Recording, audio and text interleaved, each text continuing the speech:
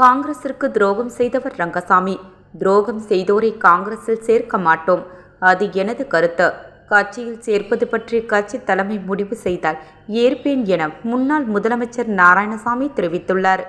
புதுச்சேரி முன்னாள் முதலமைச்சர் நாராயணசாமி எல்லையம்மன் கோவில் வீதியில் உள்ள அவரது இல்லத்தில் செய்தியாளர்களை சந்தித்தார்.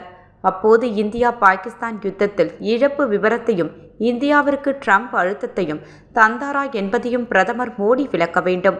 தமிழகத்திலிருந்து இலங்கை திரும்பும் அகதிகளுக்கு பாதுகாப்பை அந்நாட்டு அரசு தராதது கண்டிக்கத்தக்கது.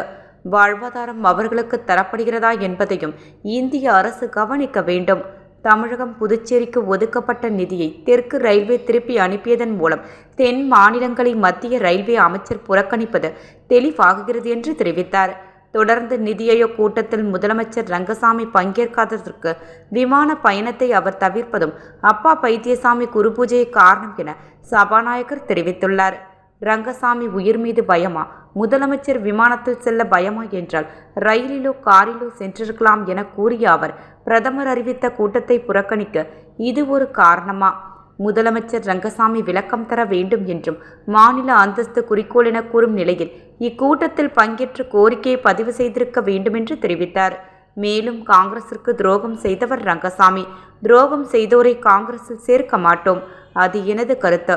கட்சியில் சேர்ப்பது பற்றி கட்சி தலைமை முடிவு செய்தால் ஏற்பேன் என்றும் தேர்தலை சந்திக்க ரங்கசாமியை விட 100% தயாராக இருக்கிறோம். இந்தியா கூட்டணிக்கு வெற்றி வாய்ப்பு பிரகாசமாக உள்ளது.